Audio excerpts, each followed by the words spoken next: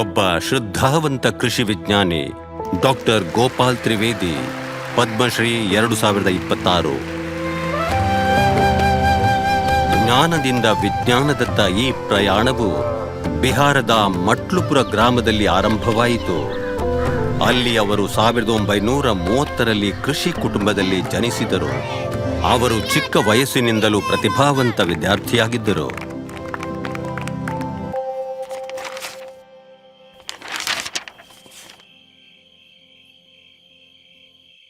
ಆದರೆ 10ನೇ ತರಗತಿಯಲ್ಲಿ ತನ್ನ ತಂದೆಯನ್ನು ಕಳೆದುಕೊಂಡರು.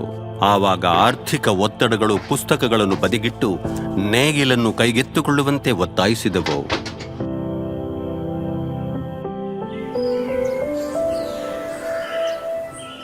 ಮಗ, ಇಲ್ಲಿ ಬಾ. ಆದರೆ ಅವರ ತಾಯಿಯ ನಂಬಿಕೆ ಎಂದಿಗೂ ಸುಳ್ಳಾಗಲಿಲ್ಲ. ಮಗ, ನೀನು ಓದು, ನಾನು ಮನೆ ನಡೆಸುತ್ತೇನೆ. ಮತ್ತು ಗುರುಗಳು ಕೂಡ ಅವರ ಸಾಮರ್ಥ್ಯವನ್ನು ಕಂಡರು.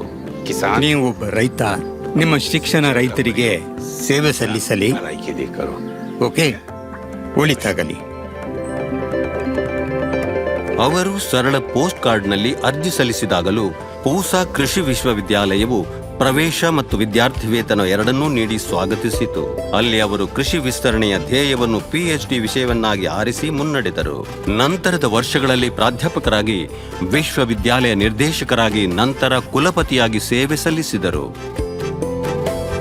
ವಿಜ್ಞಾನಿಯಾಗಿ ಕೃಷಿಯನ್ನು ಸರಳೀಕರಿಸಲು ಮತ್ತು ರೈತರ ಕೈಗಳನ್ನು ಬಲಪಡಿಸಲು ತಮ್ಮನ್ನು ತಾವು ತೊಡಗಿಸಿಕೊಂಡರು. ಅದೊಂದು ದಿನ ಅವರೊಳಗೆ ಒಂದು ಶಾಂತವಾದ ಅರಿವು ಮೂಡುವವರೆಗೆ, ನಗರದಲ್ಲಿದ್ದು ಹಳ್ಳಿಯನ್ನು ಪೋಷಿಸಲು ಸಾಧ್ಯವಿಲ್ಲ. ಆದ್ದರಿಂದ ನಿವೃತ್ತಿಯ ನಂತರ ಅವರು ತಮ್ಮ ಮೂಲಕ್ಕೆ ಮರಳಿದರು, ಮಟ್ಲುಪುರಕ್ಕೆ, ರೈತರ ನಡುವೆ ವಾಸಿಸಲು ಮತ್ತು ಅವರ ಹೋರಾಟ ಅರ್ಥೈಸಲು. ನಂಬಿಕೆಯಾಗಲಿ ಅಥವಾ ಬೆಳೆಗಳಾಗಲಿ ರಾತ್ರೋರಾತ್ರಿ ಬೆಳೆದು ನಿಲ್ಲೋಲ್ಲ, ಸ್ವಲ್ಪ ಸಮಯ ತೆಗೆದುಕೊಳ್ಳುತ್ತೆ. ಅದಕ್ಕೆ ಅವರು ಒಬ್ಬ ರೈತರಾಗಿ ರೈತರ ವಿಶ್ವಾಸವನ್ನು ಗಳಿಸಿದರು. ಅವರು ಕಿಸಾನ್ ಮಿತ್ರ, ಗಾಂವ್ ಪುರುಷ, ಕರ್ಮಯೋಗಿಯಾಗಿ ಪ್ರಸಿದ್ಧರಾದರು. ಮೇಲಾವರಣ ನಿರ್ವಹಣೆಯ ಮೂಲಕ ಮುಜಫರ್ಪುರ್ನಲ್ಲಿ ಲೀಚಿ ಕೃಷಿಯನ್ನು ಪರಿವರ್ತಿಸಿದರು. ನೀರು ನಿಲ್ಲುವ ಭೂಮಿಯಲ್ಲಿ ಅವರು ಮೇನು ಸಾಕಣೆ ಮತ್ತು ಮಖಾನ, ವಾಟರ್ ಚೆಸ್ಟ್ನಟ್ ಆಧಾರಿತ ಕೃಷಿ ಆರಂಭಿಸಿದರು. ಜೀವನೋಪಾಯವನ್ನು ಹೆಚ್ಚಿಸಿದರು. ಚಳಿಗಾಲದ ಮೆಕ್ಕೆಜೋಳಕ್ಕೆ ವೈಜ್ಞಾನಿಕ ವಿಧಾನದ ಮೂಲಕ ಇಳುವರಿಯನ್ನು ಹಲವು ಪಟ್ಟು ಹೆಚ್ಚಿಸಿದರು. ಗೋಪಾಲ್ ಅವರ ಅವಿರತ ಪ್ರಯತ್ನದಿಂದ ಕೃಷಿಯು ವಿಜ್ಞಾನದ ಮಹತ್ವ ತಿಳಿಯಿತು. ರೈತರು ಸಮೃದ್ಧಿ ಮತ್ತು ಹೆಮ್ಮೆ ಎರಡನ್ನೂ ಕಂಡುಕೊಂಡರು. ಅವರ ತ್ರಿವೇದಿ ಪಾರಿಕ್ ಸ್ಕೇಲ್ ಇಂದು ಜಾಗತಿಕವಾಗಿ ಅಂಗೀಕರಿಸಲ್ಪಟ್ಟ ಕೃಷಿ ಪರಿವರ್ತನೆಯ ಮಾನದಂಡವಾಗಿ ನಿಂತಿದೆ. ಕೃಷಿ ಜಗತ್ತಿನಲ್ಲಿ ನಿಸ್ವಾರ್ಥ ಸೇವೆಯ ಜೀವಂತ ಮಾನದಂಡವಾದ ವ್ಯಕ್ತಿಯಂತೆ.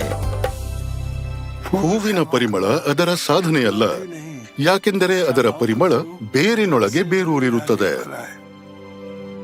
ಡಾಕ್ಟರ್ ಗೋಪಾಲ್ ತ್ರಿವೇದಿ, ಪದ್ಮಶ್ರೀ 2026. ಕೋಟಿ ಕೋಟಿ ನಮಸ್ಕಾರ.